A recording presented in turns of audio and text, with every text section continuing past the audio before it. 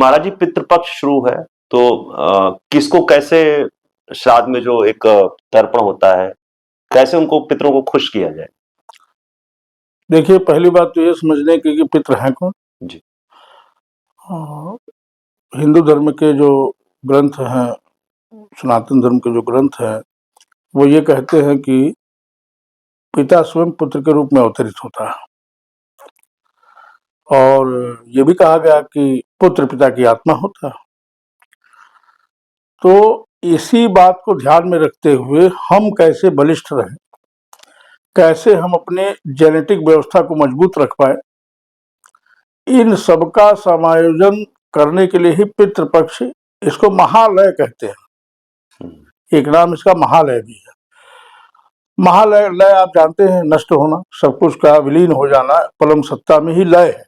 नष्ट होना नहीं कह सकते, विलीन हो जाना। महालय, जहां हमारे जीन्स से जुड़ी हुई, जहां हमारे आनुवांशिक व्यवस्था से जुड़ी हुई समस्त व्याधियां नष्ट हों, उसके निमित्त जो उद्योग किया जाता है उसे हम, और जिस समय किया जाता है उसे पितृपक्ष कहते हैं, और जिस जो क्रिया की जाती है उसे हम श्राद्ध तर्पण इत्यादि कहते हैं। अब एक बात और जान लेने की, आपने श्राद्ध की चर्चा की, तो जो हमने कहा उसके हिसाब से हम अपने पितर स्वयं हुए। और श्राद्ध की जहां तक बात है तो श्राद्ध देव मनु है, और हम सभी मनु की संतान हैं, तो इसलिए श्रद्धा पूर्वक किया गया पूर्वजों के निमित्त जो भी कर्म है वो श्राद्ध कहलाता है। तमाम प्रकार के श्राद्ध हमारे यहाँ प्रचलित है, नैमित्तिक श्राद्ध, पार्वण श्राद्ध, त्रिपिंडी श्राद्ध, नांदी श्राद्ध, तमाम तरह के श्राद्ध प्रचलित है हमारे यहाँ। तो श्रद्धा पूर्वक पूर्वजों के निमित्त किया गया कार्य ही श्राद्ध है। अब उसका एक समय बनाया गया कि उसकी ये खगोलीय गणना के हिसाब से, हमारी जो ज्योतिष शास्त्र है वो खगोलीय गणना पर आधारित है, उस पर उसके माध्यम से एक समय निश्चित किया गया वर्ष में, इतने समय हम पितरों को ही अपना देवता मानेंगे, क्योंकि पितृ भी देव हैं हमारे। ईश्वर अंश जीव अविनाशी को अगर हम समझ पाए तो हम पितरों को भी समझ जाएंगे। तो उन पितरों के लिए 15 दिन का समय निकाला गया, और आधुनिक काल में बहुत सी व्यवस्थाएं परिवर्तित हो गई है, परंतु स्त्रियां कोई सौंदर्य प्रसाधन का उपयोग नहीं करती थी, पुरुष क्षौर कर्म इत्यादि नहीं कराते थे, घरों में कड़ाहियां नहीं चढ़ती थी, वन पकवान इत्यादि नहीं बनते थे। कड़ाही चढ़ने का मतलब ये शोक मनाया जाता था। शोक नहीं, उनके प्रति आभार, श्रद्धा। शोक तो अलग चीज हो गई। तो जो श्रद्धा उनके प्रति हम आरोपित करते थे कि वो पूर्वज हमारे आकाश मार्ग से ऐसी मान्यता की आते थे और देखते थे हमारे लिए, हमारे वंशज जो है, हमारे वंशधर जो है, वो हमारे लिए इन कर्मों को कर रहे हैं। उसमें तिलांजलि आपने सुना होगा, जिसको हम तर्पण कहते हैं। तो तर्पण महत्वपूर्ण अंग है इसका, और मुझे लगता है कि प्रत्येक सनातन धर्मी को 3 प्रकार के तर्पण नित्य करने चाहिए, चाहे वो पितृपक्ष हो या न हो, लेकिन पितृपक्ष में इसकी विशेषता सिद्ध होती है। प्रथम तर्पण है देव तर्पण, जिसे हम अंजलियों के माध्यम से सीधे देवताओं को अर्पित करते हैं। उसमें हमारे कुल देवता, हमारे इष्ट देवता, हमारे आराध्य देवता सभी आते हैं, और जो ऊर्ध्वमुखी आगे की तरफ गिराया जाता है। और दूसरा होता है पितृतर्पण। पितृतर्पण शुक्र, चूंकि शुक्र से हमारी उत्पत्ति है, ठीक है ना। जैसे एक बार आप लोगों को सुन के अजीब लगेगा, एक बार हमसे एक आदमी ने पूछा कि महाराज जी, ये एएम और पीएम हमारे यहाँ क्यों नहीं बना, जब इतनी सूक्ष्म गणना हमारी है दिनमान की। तो हमने कहा यार है तो वही, बात तो मजाक के लहजे में हमने कही। तो उन्होंने कहा कि क्या है। हमने कहा एएम का मतलब क्या। तो उन्होंने अपने हिसाब से बताया। तो हमने कहा हमने भी तो ये कि हमारे ऋषियों ने ही कहा, उसको चुरा के एएम बन गया। तो कहे कैसे। हमने कहा आरोहण मार्तंड से, सूर्य जब ऊपर चढ़े तो एम, अब पतनम मार्तंड से, जब नीचे जाए तो पीएम। तो बात तो हमारी ही कही गई, उसमें क्या कहना। उसी प्रकार आप डीएनए को भी समझ सकते हैं, डीएनए की ही पूजा है ये पितृपक्ष। अगर लोक भाषा में हम बात करें, इंग्लिश की बात नहीं कर रहे, तो डीएनए मतलब डी मतलब दादा, एन मतलब नाना, और ए मतलब हम स्वयं आत्मा जिसमें शरीर बैठी। तो इसको इस प्रकार भी समझा जा सकता है कि हम तीन चीजों के सम्मिश्रण है, जिसको इड़ा पिंगला सुषुम्ना कहा गया, वो हमारे भीतर स्थित है। और आप देखें कि पिंडदान में दो चीजों की प्रधानता होती है, श्वेत वस्तुओं की जी और रक्त वस्तुओं की, है ना। रक्त क्या है? पुरुष के माध्यम से, और माता का दूध। माता का दूध, और दो तरह से इसको समझ सकते हैं हम। रक्त माता का है और शुक्र पिता का है। अच्छा, इसको भी समझ सकते हैं।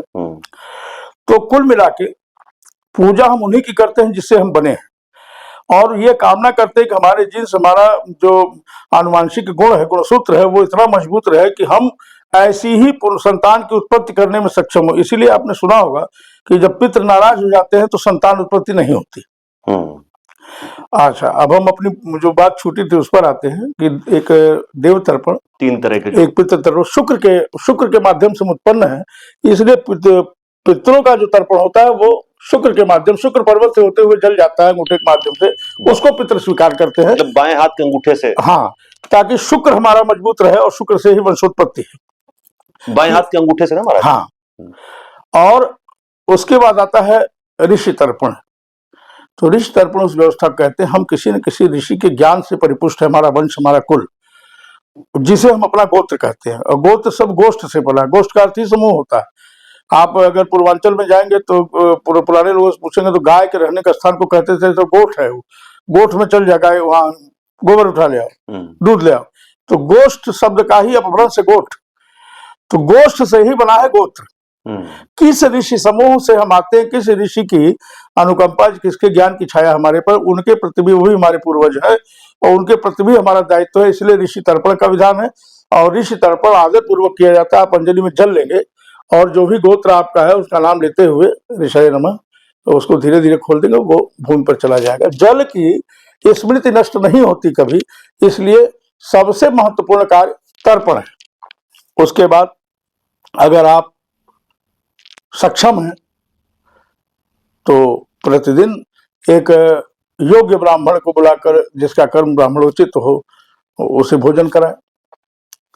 उसके अभाव में अपने भांजे को, नाती को खिला सकते हैं, ऐसा शास्त्रों में उल्लिखित है। गरुड़ पुराण में भी इसका बड़ा विशद वर्णन है। तो ये माना जाता है कि उनके निमित्त, पूर्वजों के निमित्त वह भोजन दिया जाता है और पूर्वज उनके माध्यम से उसको ग्रहण करके तृप्त होते हैं। तीसरा हो गया हमारे पंचबली का विधान है। आप सभी जानते होंगे, काक बलि, श्वान बलि, गौग्रास, देव बलि, पिपीलिका बलि, तमाम बलियां हैं जो पूर्वजों के ही निमित्त दी जाती हैं। अब पितृपक्ष की जो महत्ता की बात आई, तो पितृपक्ष इसलिए और महत्वपूर्ण हो जाता है कि यह एक विशिष्ट मौसम के एक विशिष्ट संधिकाल पर उपस्थित होता है। भाद्रपद मास में बारिश बहुत होती है, तेज जोरों की बारिश होती है जी, बिजली चमकती है, और गर्मी भी उतनी उसी अनुपात में पड़ती है। तो ऋषियों ने इसको निश्चित किया कि हमारा खान पान गड़बड़ न हो, हम पुष्ट कैसे रहेंगे। उसी माध्यम से उन्होंने एक लंबा व्यवस्था बनाया, पूरे लगभग 27 दिन का। आप ध्यान दें कि पितृपक्ष लगते हैं, आपको सम्यक आहार विहार करना। जैसे ही पितृपक्ष बीतता है, नवरात्र शुरू होते हैं और आप आहार विहार और सूक्ष्म हो जाता है, आपको उपवास करना पड़ता है। ये मौसम विज्ञान की व्यवस्था है, क्योंकि श्राद्ध देव कौन है? मनु है। महाराज मनु ने अपने पुत्रों के लिए, जिनमें हम सभी आते हैं, मनुष्य मात्र, उन्होंने एक ऐसा संविधान रचित किया ऋषियों के माध्यम से, जो हमको युगों युगों तक संदेश देता रहेगा और हमको आंदोलित करता रहेगा, हमको अपने अनुमानसिकता की मजबूती की अनुभूति कराता रहेगा। ये पितृपक्ष है। तो पितृपक्ष में सामान्य मनुष्य, आजकल आधुनिकता का दौर है, तो मैं एक अपने समस्त धर्म बंधुओं से एक निवेदन करूंगा कि आप जितना पालन कर पाए, आप अपने पेशे के अनुसार, अपनी व्यवस्था के अनुसार करें। पितृपक्ष के दिन पूर्वजों के निमित्त जो भी पकवान बनते हैं, जो आपकी परंपरा है, उसका पालन करें। अंजलि उनको जरूर दें, तर्पण उन्हें जरूर करें, प्रतिदिन करें, ये प्रत्येक व्यक्ति कर सकता है। तर्पण खुले आसमान के नीचे करें, बंधी छत के नीचे तर्पण नहीं होता।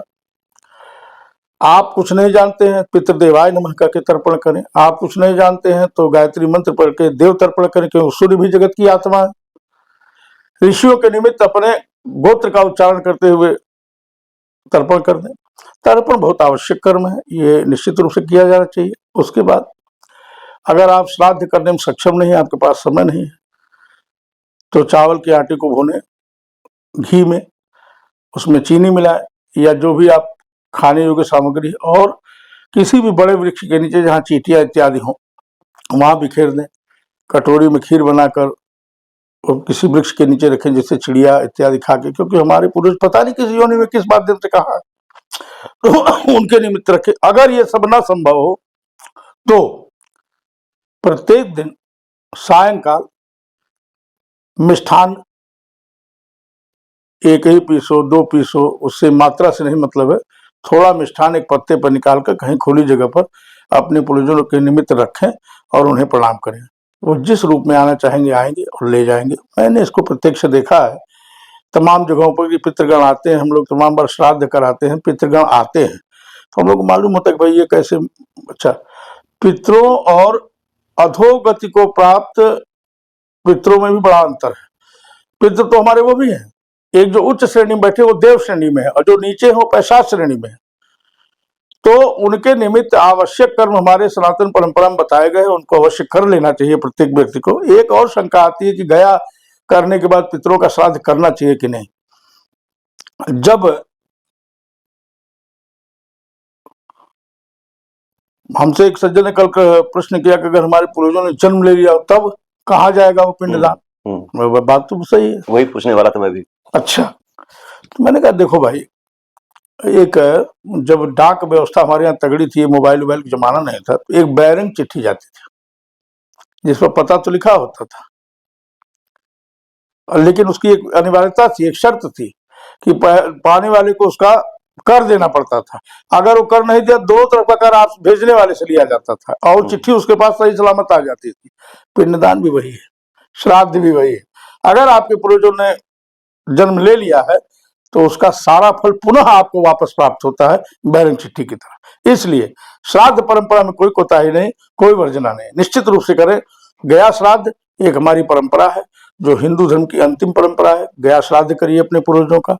उसके बाद जगन्नाथ जी इत्यादि तीर्थों की, चारों धाम की यात्रा कीजिए, भागवत महापुराण का श्रवण कीजिए और बंधु बांधवों के साथ सुखपूर्वक अपनी जीवन व्यतीत करिए। भोज इत्यादि के पश्चात कुछ शर्तें हैं, उसमें लोग निरामिष भोजन ही शुरू करते हैं, इस तरह की तमाम चीजें हैं। तो वो एक अपनी व्यवस्था है, आपको जो समझ में आए उसको करिए। लेकिन श्राद्ध एक ऐसा कर्म है जो निश्चित रूप से हम सभी हिंदू धर्मावलंबियों को करना चाहिए।